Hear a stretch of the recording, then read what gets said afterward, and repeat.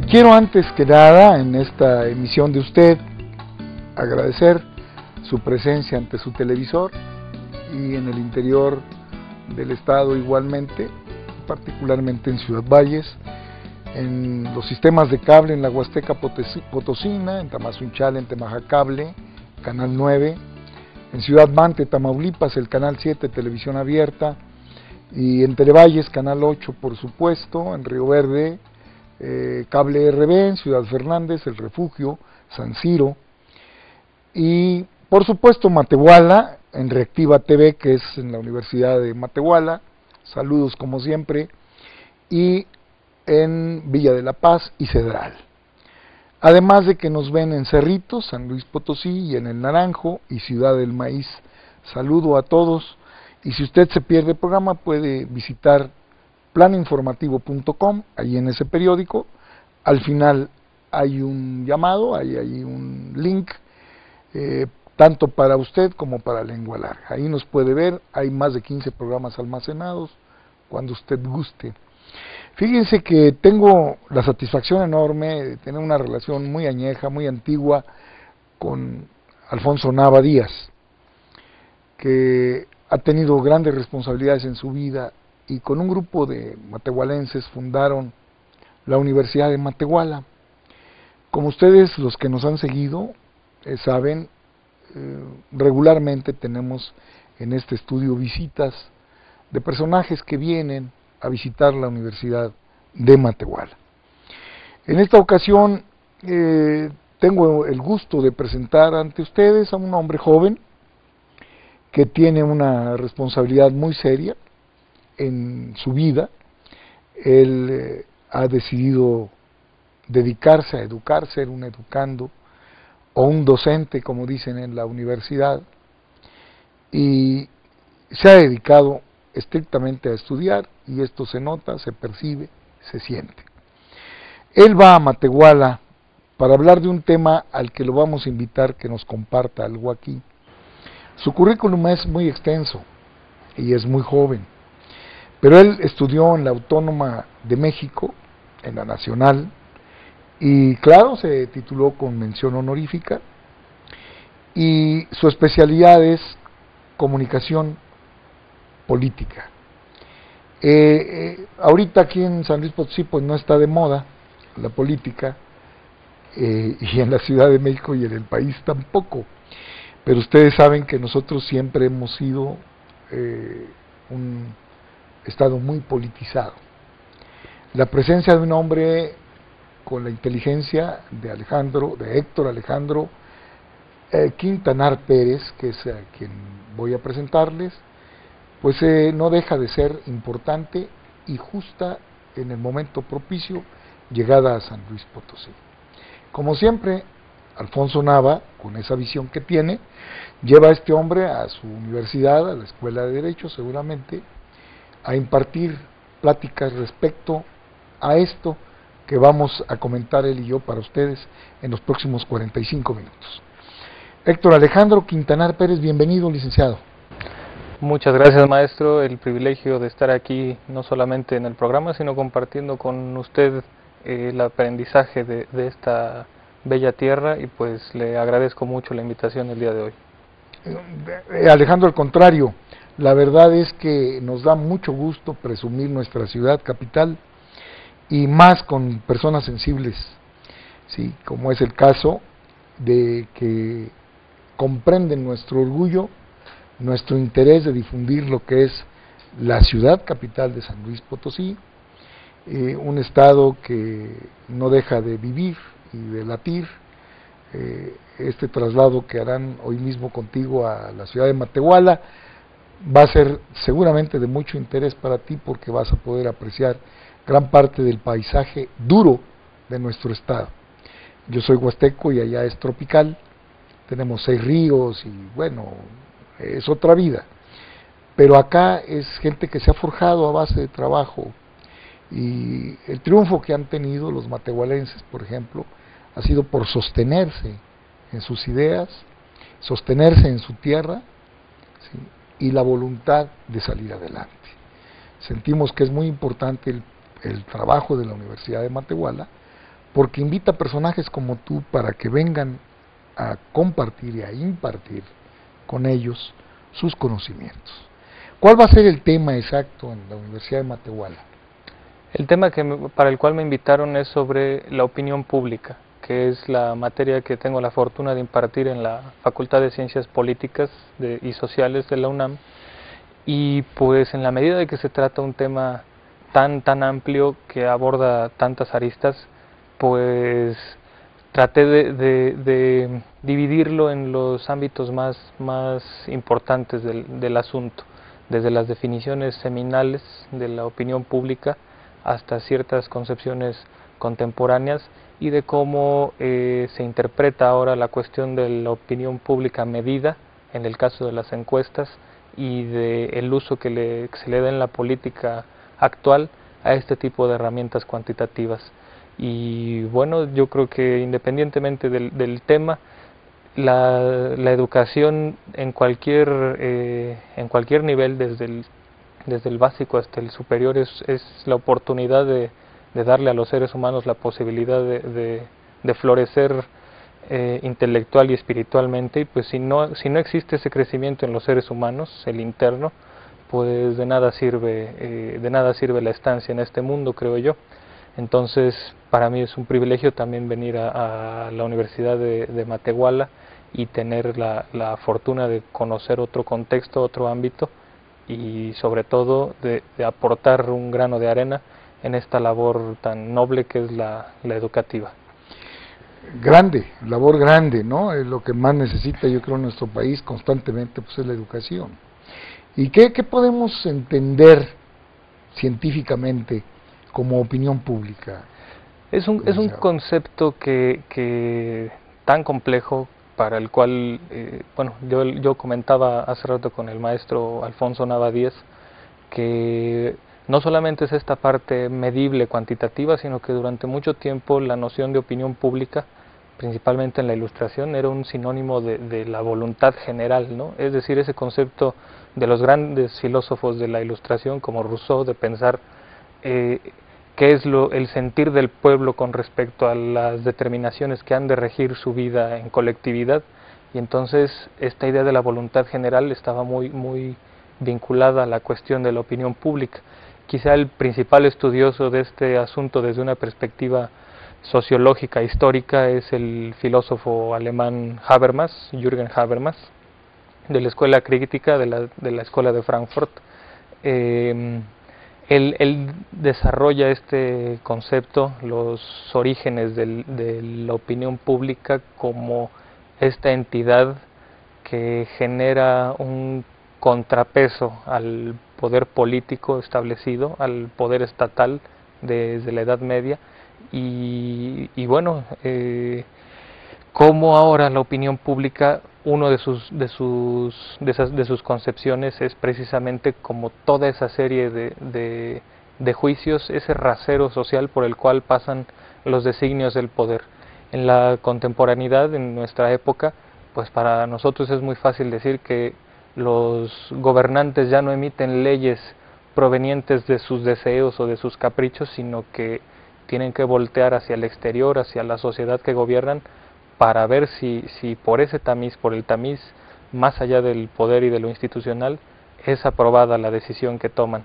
Pero bueno, esto es en la actualidad, pero en la Edad Media, que es donde Habermas enfoca su estudio, en la etapa posterior a la Edad Media, cuando comienza cuando el tráfico mercantil empieza a hacer florecer a muchos comerciantes. Empieza la modernidad, digamos. Así es, un poco antes de la época moderna como tal de la Ilustración, en la etapa previa donde el señor feudal y su séquito de nobles, es decir, aquellos que tienen un poder estatal, un poder público, y que se representan a sí mismos como la encarnación del poder ante los otros, ante los simples mortales, pues las decisiones que ellos tomaban pues eran acatadas so pena de ser eliminados, ¿no? De muerte, sí, no había punto intermedio. Así es, en esa medida pues la comunidad dedicada al comercio empezó a adquirir poder económico, y entonces dijeron, bueno, nosotros necesitamos un contexto en el cual se nos permita llevar a cabo con libertad nuestra actividad, y en esa medida pues comenzaron a arrebatarle poder político a la nobleza, a aquellos que representaban ese poder señorial, y bueno, la gente que tenía el poder económico comenzó a sentir que ellos también por derecho propio tenían que tomar parte en las decisiones políticas o las decisiones colectivas. Este proceso es muy largo, pero es el semillero de cómo ya las decisiones políticas, las decisiones de las autoridades, pues tienen que pasar por este Tamiz. tribunal, por este tamiz. Sí. Entonces, este estudio de Habermas es muy revelador en lo concerniente a la opinión pública, y a partir de ahí pues ya se dan otros estudios hasta la actualidad, ¿no? Donde ya opinión pública pues significa muchísimas cosas, pero me parece que el afluente más rico de estudio de esta categoría es precisamente esa parte política, sociológica, de cómo la opinión pública es ese rasero por el cual ahora pasan las decisiones colectivas. Ahora yo me he dado cuenta, y la audiencia igual, el licenciado, que pues hay encuestas para todo. Les dio encuestalitis, les digo yo, ¿verdad? Que ya llegan hasta hacerlo dudar a uno. Sí, porque encuesta para esto, encuesta para el otro, parecemos gringos. Así es. Yo creo que los gringos son los reyes de la encuesta, ¿verdad? Y esto afecta de alguna forma seria y directa, profesional, la opinión pública, ¿o no? Pues depende mucho del uso que se le da a la encuesta. Yo lo comentaba con el maestro Alfonso Nava. Precisamente en la tradición de encuestar es de corte anglosajón, precisamente estadounidense, con los primeros encuestadores eran Gallup y Allport, estudiosos de Estados Unidos, porque para ellos el público era la totalidad de la ciudadanía, o sea, es decir, todos aquellos que no estaban en puestos de poder eran el público, es decir, esa totalidad de ciudadanos, ahí era el público, y entonces ellos pensaban que debía haber una manera de medir las percepciones de ese público. Posteriormente ya otros estudiosos como Vincent Price ya señalaron que hay diversos tipos de público, porque no es lo mismo una persona que en lo referente a la política está netamente interesada, netamente informada, y que dedica buena parte de su tiempo a la reflexión sobre los asuntos políticos, a alguien que por cualquier razón no tiene el mismo interés. Entonces la opinión de este público o la opinión del otro pues tienen sus diferencias, pero señala Vincent Price que tanto Gallup como Allport eran personajes de un espíritu muy demócrata, muy populista. No. En el sentido de que todos somos iguales y todas las opiniones tienen el mismo peso, y por eso es que consideraban al público como a todos en general. Ya después hay que así como el infelizaje, ¿no? Sí, la prole, ¿no? Para utilizar términos ya más contemporáneos. Pero bueno, las encuestas, por supuesto que son herramientas útiles, son una especie de fotografía que bien vista y bien analizada, bien con el ojo crítico sobre ellas, sí pueden servir para como indicativo para guiar, ¿no? del contexto, así es. Sí. Pero si se usan de manera propagandística, que es lo que ocurre en México, de actualidad, pues los tres partidos principales tienen sus respectivas casas encuestadoras y en todas dan resultados distintos y se enfocan en tales muestras o en tales contextos, y pues de ese modo pues nada más fotografían la parte que les interesa para usarlo de manera propagandística, porque pues exclusivamente. Por ejemplo, yo creo en las encuestas que hacen los en Estados Unidos, para no decirles gringos, porque luego creo que se ofenden más los burócratas mexicanos que los gringos. Así es.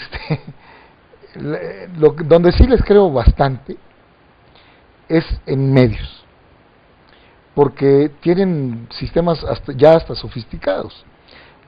Sabemos que ya hay aparatos que acusan las visitas, ¿no?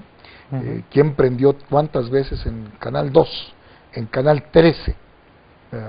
Y pueden llegar a ser muy, muy cercanas las cifras. Pero en todo lo demás ya tengo mis dudas. Vamos a un corte, no se vayan. Estamos en charla con Héctor Alejandro Quintanar Pérez, que es universitario, que es maestro en la Universidad Nacional Autónoma de México y que está de visita en San Luis Potosí. No se vayan, sigan con nosotros.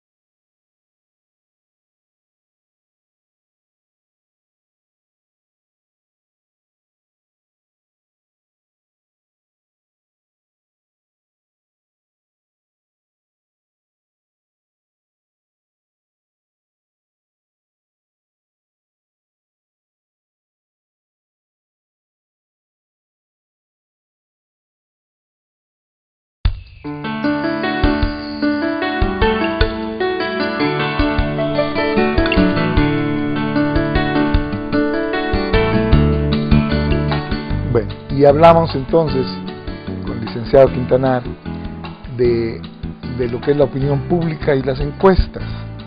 Entonces, debe de haber un aspecto que podamos decir, licenciado, serio de esto, ¿no? Formal, científico, que es el ejercicio tuyo concretamente en la facultad, ¿no? Lo que impartes. Sí, bueno, las encuestas aparecen como una técnica de investigación cuantitativa. Hay que recordar que en Estados Unidos, por ejemplo, en el pensamiento anglosajón en general, se tiene esta visión de la ciencia positivista, es decir, aquella parte de la ciencia medible, cuantificable, empírica, esta idea de tratar de demostrar todo, y que en las ciencias sociales, que son muy distintas a las naturales, también se trata de trasladar esta visión positivista. Y pues no es casualidad que en esa medida, pues en Estados Unidos las encuestas es donde hayan tenido su profunda raíz, ¿no? O sea que a fuerza, en cualquier reacción y acción de la sociedad, tiene que haber un porqué, según los encuestadores.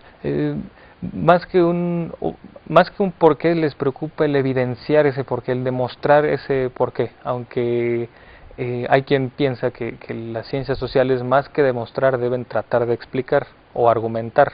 Entonces, esta idea de trabajar con números y de decir, bueno, las explicaciones de la sociedad están en esta serie de indicadores, en esta tabla, en esta gráfica, pues es algo muy, muy propio del pensamiento anglosajón. Y bueno, las encuestas son una herramienta cuantitativa del trabajo científico. Están otras técnicas de carácter cualitativo, como las entrevistas a profundidad, que esas sí buscan ir más más que una sola percepción, ir más al fondo, de ciertos asuntos.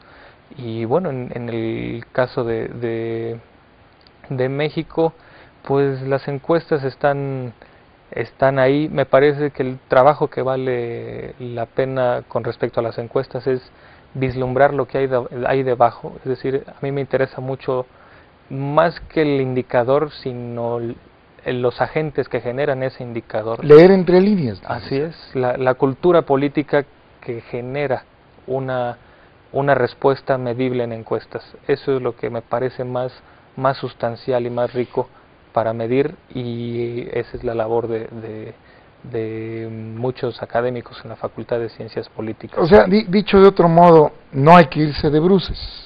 Exactamente. ¿Sí? Sí. Hay que analizar lo que nos están presentando, a pesar de que ya supuestamente es un análisis Así de es. mercado, por decirlo Así es. de una manera fría, ¿no? Entonces, leerlo, pero analíticamente.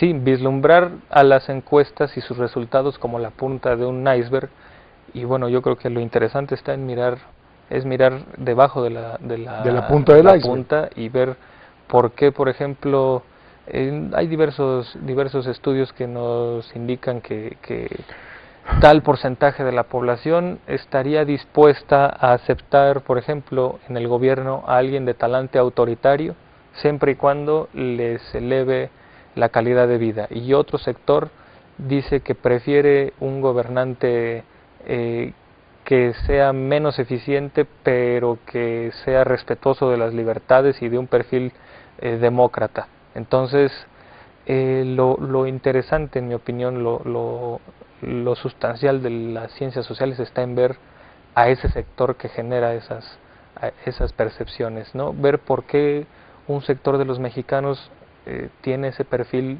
de bueno, pues yo acepto a la mano dura siempre y cuando me provea de lo elemental. Y bueno, las encuestas están ahí, son una herramienta útil, y bueno, nada más hay que decirle a los partidos políticos que les den un uso más responsable, más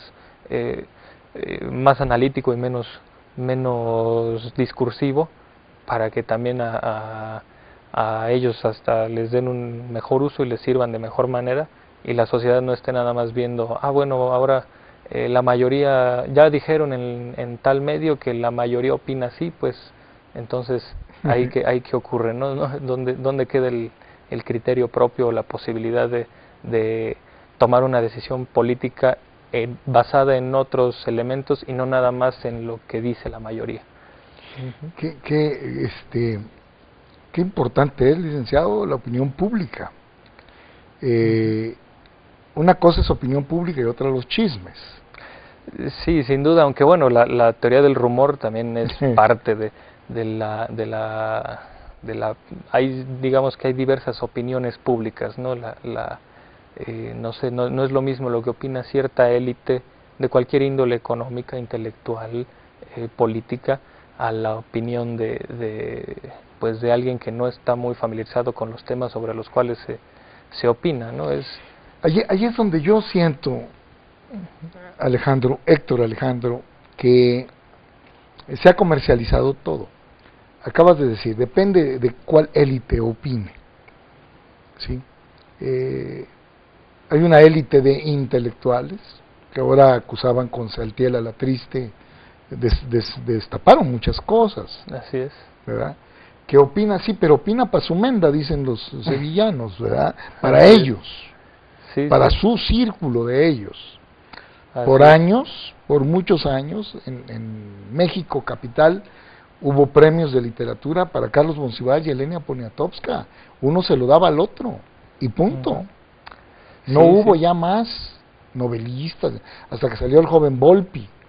Pero a la China Mendoza, por ejemplo, la desaparecieron. Sí, quiero tomar ese ejemplo, ¿no? Ya en la política no se diga, es una ensalada, ¿verdad? Y un verdadero relajo, ¿no? Claro, los intelectuales quedaban como flotando, Alejandro, que eran así como otra élite, verdaderamente élite. Así es. Y que era de respeto, que su opinión era importante. Tan es así que llegaron a darse el lujo de sacar desplegados en la prensa nacional, firmados por los intelectuales y opinando respecto al manejo de la patria misma, del país. Y dirigidos esos desplegados a la opinión pública. A la opinión. Bueno, entonces... Sí, pues decía un gran sociólogo estadounidense también, Wright Mills, quien por cierto no era tan afín a esta idea ultrapositivista de cuantificar todo. Él era de talante un poco más crítico y y pugnaba por estas ciencias sociales más reflexivas y argumentativas que nada más medidoras. Decía Wright Mills que los intelectuales, por sus capacidades y su acervo, pues tienen la posibilidad de ver más allá que el común de las personas.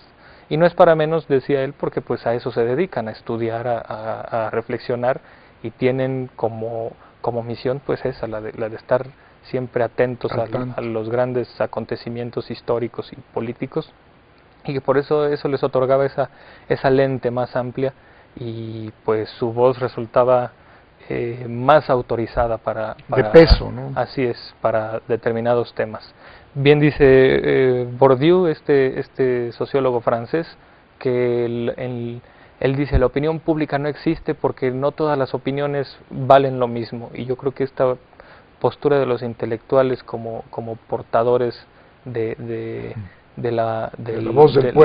los sentimientos de la nación, pues quizá quede un tanto en entredicho, en la medida de que pues depende qué intelectual sea el que hable, ¿no? Ha habido grandes hombres y mujeres en la historia que tienen un talento brillantísimo y eminente en la literatura, por ejemplo, pero que en términos políticos resultan un tanto despistados.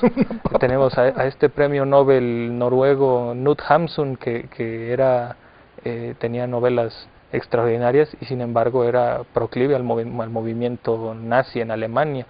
Y bueno, así como ese ejemplo hay varios.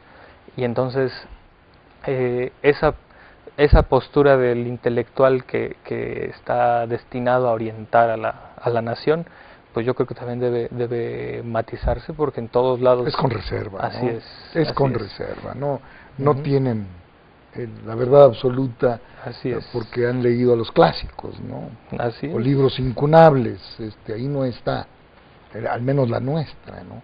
Porque ese es un drama, licenciado, que quieran comparar este país con los Estados Unidos, que quieran comparar este país con Bélgica, o sea, lo que se les ocurre, ¿no? Sí. Por cierto, siempre andan comparando este país con países, menos con España. Así es, por ejemplo, ¿verdad? Que ellos, cuando les convenimos, somos hermanos, y cuando no, pues somos mexicanos. Quién sabe de dónde, de allá lejos, ¿no? Esto no deja de ser interesante, y yo creo, y no digo creo, porque cuando digo creo lo dudo. Estoy cierto que en mis épocas de universitario estos temas se tocaron nada, Alejandro, nada. La opinión pública era la voz del pueblo. Y yo lo siento hasta más natural, más original, que a través de una encuesta. ¿Sí? El hacer las empresas encuestadoras vinieron a darle chamba a muchas personas, particularmente a jóvenes estudiantes. Así es. Los primeros encuestadores que yo conocí fueron de mi universidad, de mi grado, que también nosotros hacíamos, me tocó en 2 ocasiones, el censo nacional, Alejandro. Como éramos los letrados, éramos universitarios, pues entendíamos fácil cómo se llenaba una encuesta, ¿verdad? Y yo creo que se fue desvirtuando el sentido de la voz del pueblo, de la voz popular, de la opinión pública. Sí, bueno, ya Ortega y Gasset fue de los primeros, o acaso el más duro en hacer esta crítica en su libro de La rebelión de las masas. La rebelión de las masas. Como ante la modernidad y la elevación de la calidad de vida de ciertos sectores del mundo occidental, pues ahora ya las masas irrumpen y destruyen todo, y solamente toman participación en los actos y asuntos públicos de manera violenta y desordenada. Bueno, yo creo que en el caso mexicano, donde nuestra modernidad es bastante singular, donde tenemos un peso histórico tan peculiar, pues bueno, en el México de los 60, 70, o cuando empezó esta explosión demográfica, y yo creo todo eso que Ortega y Gasset vislumbraba en la España de mediados del siglo XX, pues aquí quién sabe qué cara hubiera puesto de observar cómo sus sus percepciones se veían totalmente rebasadas, ¿no? Aquí en el caso mexicano es bastante excepcional porque pues ese crecimiento a raudales en muchas zonas del país, en el centro principalmente, y la migración interna y cómo la comunidad, por ejemplo, en Iztapalapa, en el Distrito Federal, está conformada por migrantes de Oaxaca y de otras regiones del sur, sureste de la República, cómo toda esa serie de movimientos de migración, migración interna, pues generan... Ciudad Neza, es Oaxaca. Ciudad Neza, así es. Y casi pues, Oaxaca. Y en los años 70, que era una especie de ciudad perdida, y ahora, sí, de cartón. Y ahora es el municipio, de los municipios más grandes. Más poderosos del Estado de México. Así es, y grandes en términos numéricos de Latinoamérica. De Latinoamérica, y tiene gente de todo el país. Así es. Qué bueno, decía yo siempre, que no migraron a los Estados Unidos, que están en el Valle de México, que está tan saturado, licenciado, pero como quiera, es tan noble esa gran Ciudad de México. Sí, claro. Hablábamos al principio del programa de esta cuestión de la identidad y de las raíces. Yo creo que la perspectiva más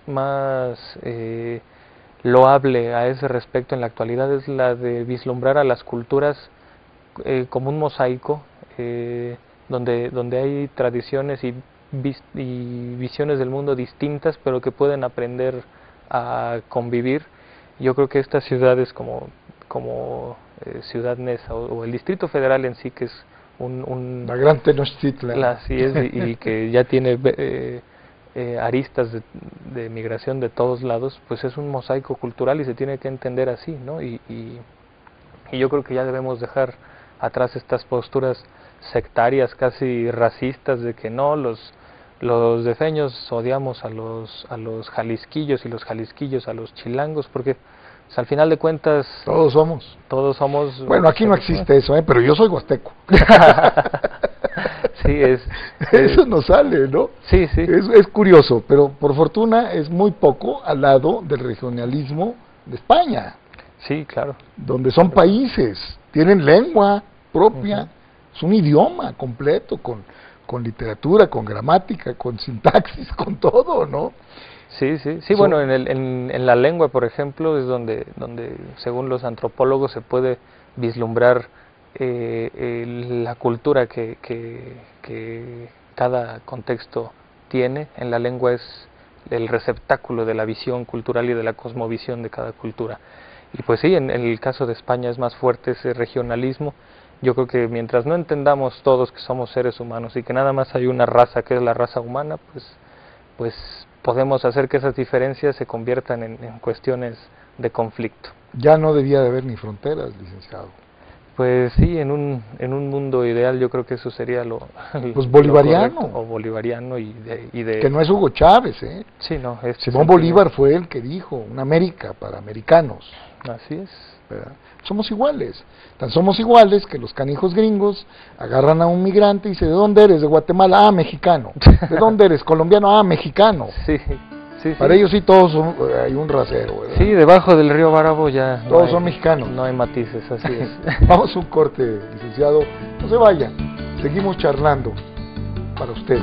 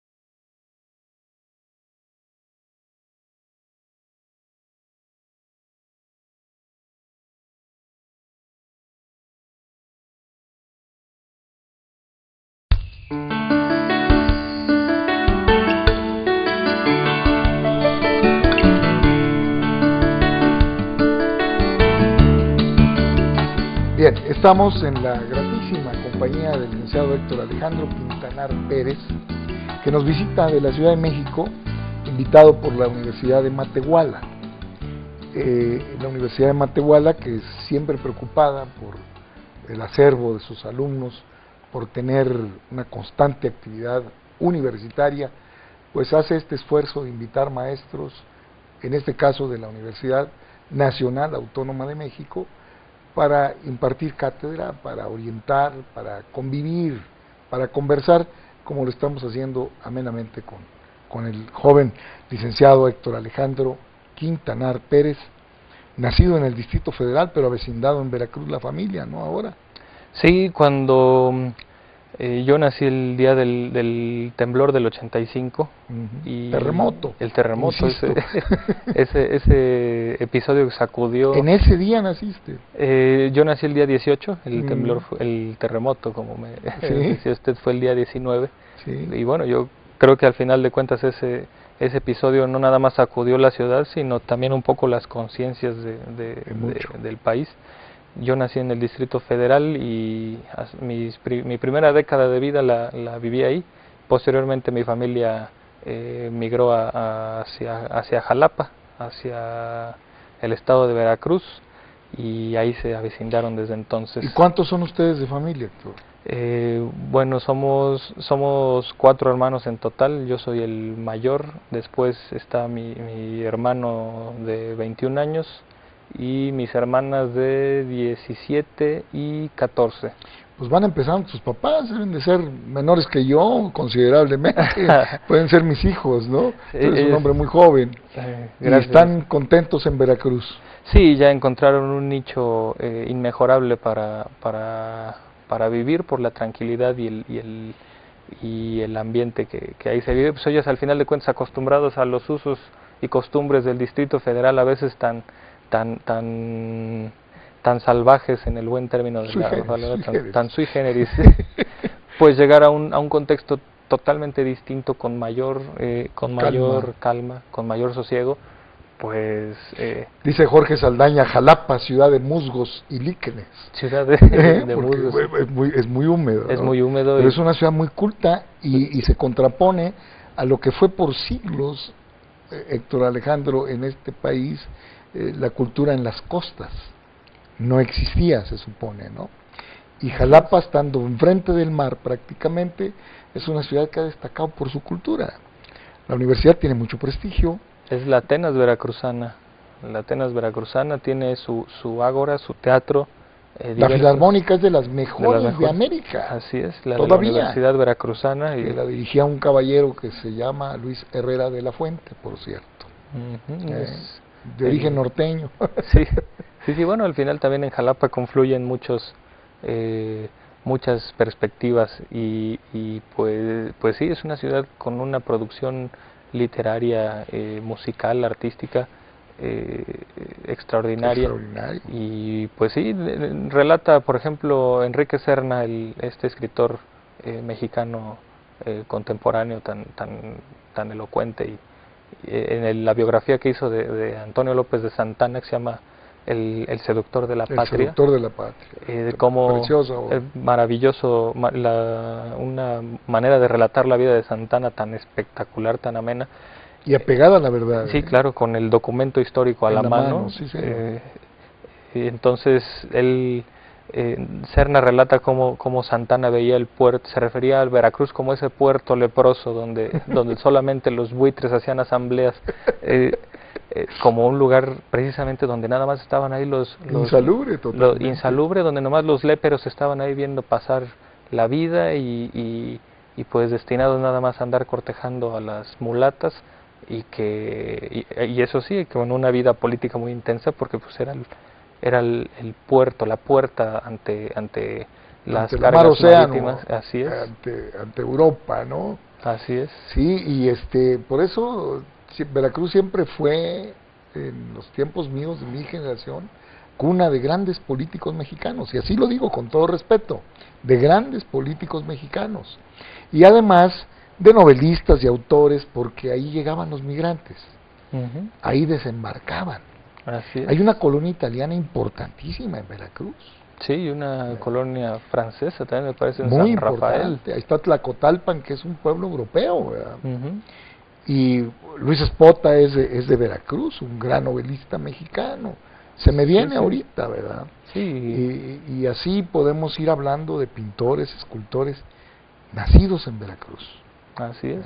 con el gen europeo y con enseñanzas, ¿por qué no?, de sus padres y abuelos, de lo que era las costumbres y cultura europea, ¿no? Así es, que bueno, todos somos como caracoles, decía un viejo maestro boliviano que yo tuve, don Jorge Calvimontes, decía, todos somos como caracoles porque no podemos dejar de cargar nuestra casa en las espaldas, y entonces, en referencia a que de donde seamos, pues vamos a llevar siempre nuestras raíces, nuestra herencia, y pues bueno, en mi caso que yo nacido en el Distrito Federal, pues voy a la ciudad de Jalapa y mantengo cierta serie de tradiciones y costumbres del Distrito Federal, y cuando estoy en el Distrito Federal pues también hay una parte veracruzana que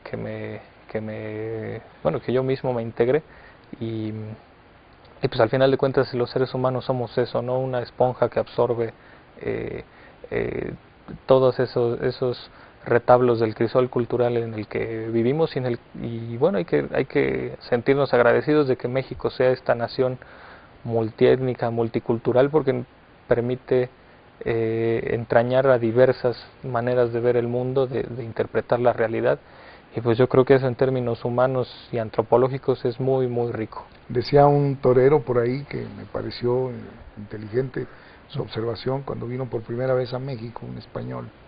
Dijo, estoy impresionado de lo grande de su territorio, comparado con España, de la diversidad que hay, pero que todos van bajo una misma bandera. Esa figura me gustó, me llamó mucho la atención.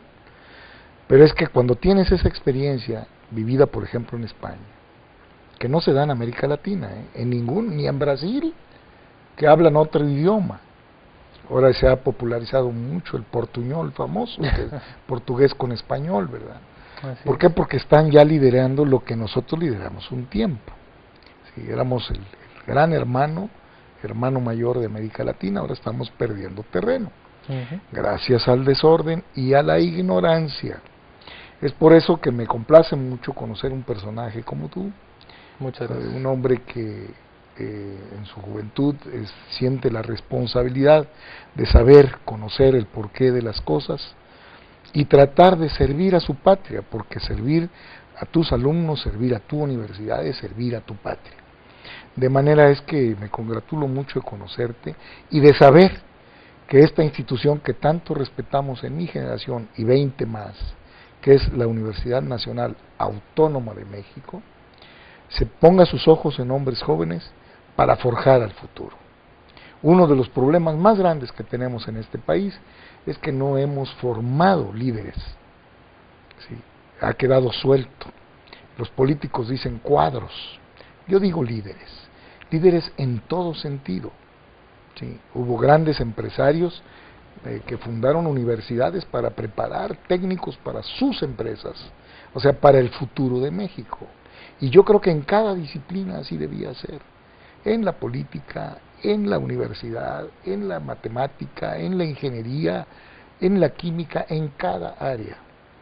Yo de veras creo que el señor Narro es uno de los mejores rectores que hemos tenido en la UNAM, que siendo un hombre de la edad que es muy actual, está vigente su pensamiento y su actuar. Y una muestra es Héctor Alejandro, que está aquí con nosotros, de que le dan la oportunidad de una facultad de orígenes tan severos y tan serios y de tanto respeto, quiere decir que tu perfil es muy alto, como lo hemos comprobado en estos minutos de charla contigo y nuestro paseo por el centro histórico de San Luis, ¿verdad? Muchas gracias. Aunque fue muy breve, siento que te llevas una idea más o menos general, y vas a ver otro gran pueblo, que es Matehuala. Sí, lo más valioso de los pueblos, Héctor Alejandro, es su gente, que es la que lo conforma. Y la gente de Matehuala tiene valores muy grandes, lo vas a sentir, lo vas a comentar, lo vas a oír, de su gente que ha luchado toda su vida para sostener su tierra. ¿Sí? Conocerás esa catedral que es orgullo de todos, conocerás a personajes en verdad importantes, enamorados de su tierra, y estarás en el seno de una universidad que está creando líderes en la ciudad de Matehuala, para Matehuala, pero también para México, ¿por qué no? Porque esta migración que se hizo en tu familia se da en todas por diferentes razones, por variadas y distintas razones, pero se da internamente, y eso es lo que nos enriquece, como tú lo has referido. Tenemos 5 minutos para alguna última reflexión, Alejandro, un mensaje que quieras dejar a nuestra audiencia. Bueno, pues primeramente le agradezco sus palabras, maestro. Yo estoy convencido de que el conocimiento, la labor de las universidades, la reflexión, además de que son construcciones diarias, son una fiesta, y tenemos que mirarlas como eso, porque al final de cuentas contribuyen al crecimiento de todos, y creo que en esa fiesta, mientras más invitados haya, será mejor el asunto. Más rico. Además de que todos podemos disfrutar de esa fuente de placer que es el conocimiento en todas sus vertientes. El día de hoy yo tengo la oportunidad de visitar este estado, San Luis, que tiene una historia tan rica, tan que se siente cuando uno va caminando en las calles, se percibe ese fluido espiritual que emana hasta de las paredes de las casas muros, coloniales. Es en verdad un placer estar en una ciudad como esta, departiendo con la gente, que es lo más valioso, como usted dice, de cada contexto. Al final de cuentas, los seres humanos en su conjunto contribuyen para hacer la sociedad y la historia de día a día, y pues qué mejor manera de conocer un lugar sino por los valores de su gente. A mí eso es lo que más me interesa. Creo que los seres humanos vinimos al mundo para tratar de enlazarnos lo más posible con nuestros semejantes, y pues un viaje siempre abre la oportunidad de crear este tipo de enlaces que con el simple hecho de que se creen ya es un gran avance, y ahora que se fortalezcan pues es un doble avance. Doble avance. Entonces para mí es un privilegio estar aquí. Le agradezco mucho sus palabras, y sobre todo le reconozco y admiro esa noción de compartir estas reflexiones y estos pasajes tanto históricos como políticos y lingüísticos y de la cultura en general en programas. Creo que en programas televisivos, creo que eso es una labor bastante loable, y es un privilegio por ello estar aquí. Muchas gracias, licenciado. Héctor Alejandro Quintanar Pérez, miren ustedes, tiene un currículum impresionante a su joven edad, y se me hacía perder tiempo leyéndoselos. Mejor quisimos que lo escucharan, que lo conocieran. Muchísimas gracias por este tiempo. Bienvenido siempre a Canal 13, que es mi casa de trabajo, y a San Luis Potosí, que es nuestra cuna. Muy bien. Cuna también de la independencia. Así lleno es. de historia, ¿verdad? Así Muchas gracias, Héctor Alejandro. Muchas Y gracias. a ustedes, muchas gracias por acompañarnos. Los espero la próxima semana a esta misma hora por este mismo canal. Soy Pedro Manuel de la Fuente. Hasta la próxima, y la paz a todos, por supuesto, como siempre.